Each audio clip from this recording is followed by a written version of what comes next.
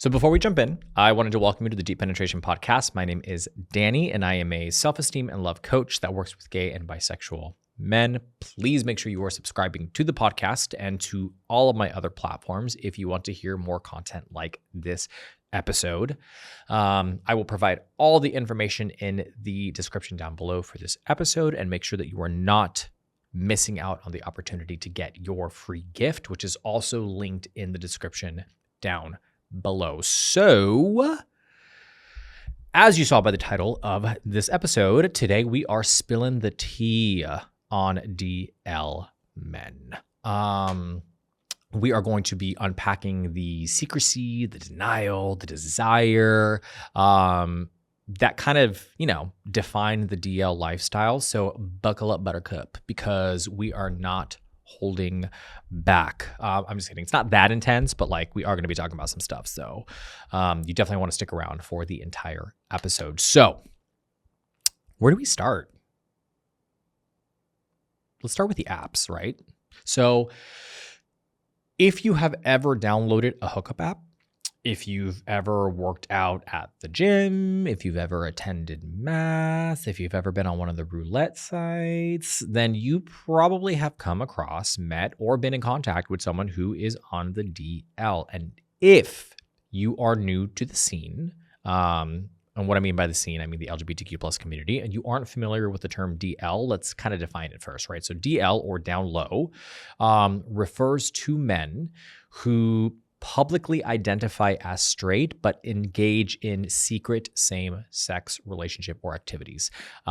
So let's get into the nitty-gritty of it, right?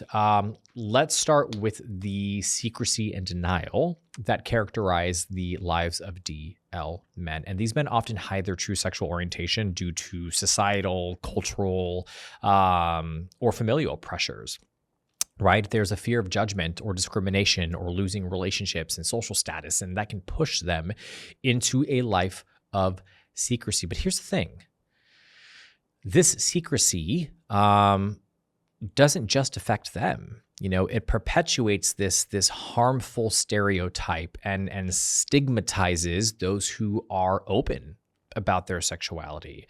It's a vicious cycle that undermines our community's fight for equality and acceptance. And here's the ironic part. A majority of us have been DL at some point in our lives, right? So really the only difference is many of us use the term closeted. And in my opinion, those terms are kind of interchangeable, right? But one of the terms sounds a little more sexier than the other does, right? The term closeted feels a little heavier and a little bit more dark.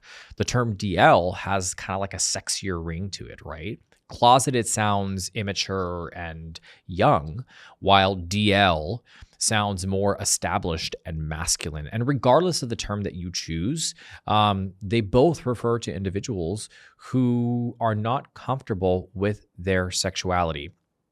And I wanted to talk about this today because I truly feel that the existence of down low men doesn't speak to an issue with the guys themselves. Rather, it's an indication of a societal stigma and pressure that prevents men from feeling comfortable enough to embrace their sexuality and to live authentically. And listen, we can sit here and pat ourselves on the back, right, for being proud of our sexuality, but we can't deny that the journey was terrifying, right? It was filled with a lot of uncertainty and loss and fear and loneliness. So can we really blame them? The inability to express yourself authentically is soul crushing, which is why denial plays such a major role. And DL men usually have strong same-sex desires, even though they outwardly identify as straight. And this creates this kind of dissonance between their actions and their public persona, causing stress and anxiety, I'm sure, for them at some point. I mean, kind of recall in your experience of being closeted and not being out, and what that felt like emotionally for you, right?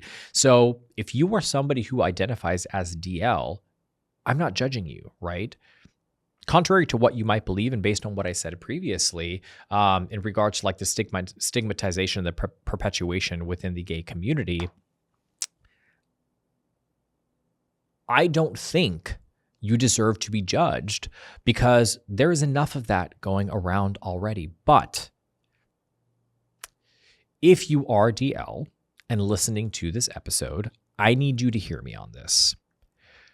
Your reasoning for not coming out, it's valid, right? Whatever you feel is stopping you from crossing that threshold is a burden that I am sure you have had to carry for many years. So who am I to judge you and tell you that the life that you're living is a fake life or not the way that you should be living it or whatever the case may be, right? And sometimes our decisions to remain closeted or on the down low is for survival reasons, right? You might live in a country where it's illegal to be gay. You might live in a city that is less supportive of the LGBTQ plus community, and therefore you are scared. Your whole life could blow up in your face. But here's what I will ask. In your attempts to hide your true nature, do not tear down others to build yourself up, right? If you are someone who sleeps with a man the night before voting and then gets up the next day and advocates to remove our rights, the broken one is you, right? That's not us. The person in need of support and love is you, not us. So if you are going to sleep with someone and you know you are not ready to come out, then don't lead them on, right? Be upfront, be honest from the beginning. If you are a down low guy, I got some recommendations for you. Coming from somebody who identifies as bisexual and is openly bisexual and obviously has a larger social platform talking about this stuff. The first thing is be transparent. You know, full disclosure might be difficult to, but try to be as honest as possible with your partners about your intentions and your situation. Don't lead anyone onto creating these false expectations that they have a chance with you or that they may possibly be in a relationship with you, right? Practice safe sex. Always use protection and get regularly tested for STIs to protect yourself and your partners.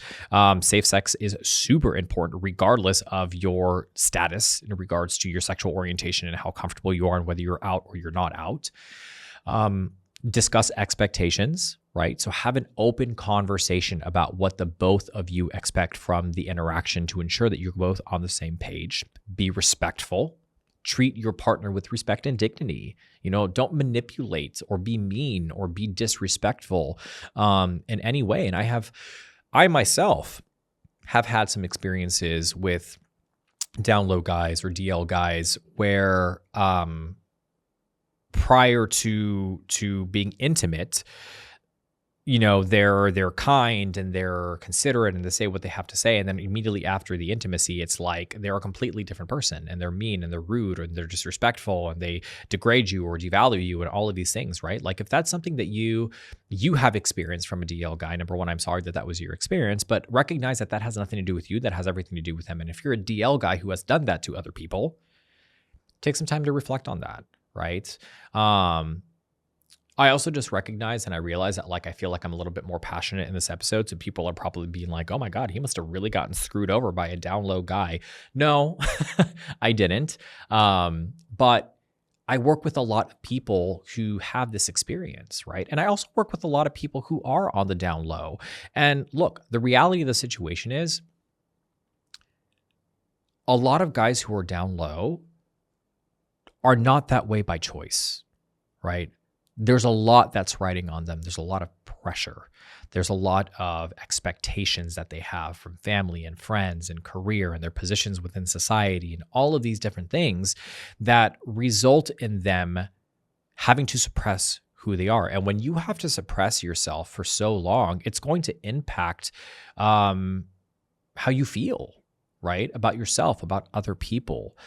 The one thing that I am asking is that if you are somebody who identifies as DL, always be cognizant of your emotions. Always be cognizant of how you treat other people, because other people don't deserve the wrath of your own personal dissatisfaction. Other people don't deserve to be treated less than human because you are upset with your current situation and the position that you are in. That's nobody else's fault, right? And it may not even be your fault either based on your circumstance and your situation, but that still doesn't mean that you have the right or the permission to treat people like trash. Which segues me to the be mindful, right, of emotions. Recognize that your actions can have an emotional impact on other people. Do your best to avoid situations where someone might develop feelings for you. And you're unable to reciprocate that because of your status. That's where the conversation of expectations and being open and honest about your situation. Avoid using people, Don't engage with other people solely just to satisfy your own curiosity or your own desires without considering their feelings. Now, let me get this clear. If you're on Grindr and you are hooking up with people, at the end of the day, people kind of know what they're getting when they go on Grindr. If you don't, then I have other videos on Grindr talking about, the culture and how the app works and navigating it and all of those things. But if you're a DL guy and you're on Grindr, at the end of the day, you're also going to be fetishized by some men, right? Because some men really are attracted to masculine presenting, straight or down low guys. So that part of it is not your fault. I want to be very clear on that, right? Grindr is a hookup app and you know what you're getting, right? You're going there and you know what you're getting. You know that you're probably not going to end up in a long-term relationship. It's possible that you could. I'm not saying that you can. I know many people who have ended up in long-term relationships after being on Grindr. But most of the time, people know that it is a hookup app first and foremost. So if you are exploring your sexuality, if you are utilizing that app to be able to at least feel some sense of authenticity and be connected with yourself in those physical moments, so be it. You do you. It's just about being transparent and honest if things start to develop beyond that, right? Understand the consequences, be aware of the potential social, emotional, and health consequences of your actions, which segues me, again, just talked about it, about gay hookup apps, right? And why some straight men use gay hookup apps, why some DL guys will use hookup apps. And the most common reason is just curiosity and exploration, right? But let's not ignore the element of exploitation. And I know that this seems really intense, and I know that's a really intense word, but using these apps without coming out contributes to a culture of dishonesty, right? And I know that this seems harsh. Trust me, I get it, but it's true. There's a difference between exploration and exploitation. And unfortunately, a lot of men don't understand the difference. And in a culture that already deals with a lot of emotional suppression and trauma, the exposure to DL guys only further perpetuates that, right? That inability to trust, those perpetual lies and all of those things. So guys, can we just stop fetishizing and fantasizing about DL guys? I know that's a lot to ask. Listen, and if it's your preference, if it's what you like, if it's what you enjoy, if it's what thrills you and kind of, tickles your fancy, then so be it, right? I'm not here to tell you no. I'm not here to deny you of your desires and your wants and whatever, but I think it perpetuates a negative cycle that impacts the community in a bigger way over an extended period of time. And when you really pull back and you think about it, you are investing time and energy into someone who is emotionally unavailable. And there's usually two reasons for that, right? So the first reason is you are afraid of commitment, and therefore attracting yourself to a man that is unavailable is safe, right? And the second thing is you are trying to heal a previous wound by convincing yourself that you are worthy of this man's affection, even if he won't give it to you, right? It's like a conquest to prove that you are worthy. So how can you avoid getting hurt when dealing with a DL man, right? First, you got to recognize the red flags. They don't have any social media and they refuse to give you the information. They are very secretive and don't discuss anything about their personal lives. Their stories are inconsistent and their communication is erratic. They only want to meet up with you when it's convenient for them. They always want to meet you at your place or at a neutral location. They will never bring you over to their house. And even if they do, it's usually few and far in between. And if they express their desire to date you, but they never follow through on it, like in regards to their actions, that's a red flag, right? So that being said, let's talk about finding a healthy relationship with somebody who isn't DL, right? Try your best to seek open and honest partners, right? Don't tolerate secrecy and dishonesty, even if it means fewer dating options. Build a strong support system of friends and family who affirm your identity. Focus on compatibility, which is impossible without complete and total honesty. Prioritize clear and honest communication to prevent any kind of pitfalls that are associated with relationships that are rooted in lies, right? And to wrap things up, I think it's really important to prioritize self-respect, right? Clear boundaries, and try to always go for healthy and fulfilling relationships over relationships that are toxic or rooted in lies, right? Reflect on your own experiences and make choices that support your emotional well-being and integrity. And I want to hear from you, right?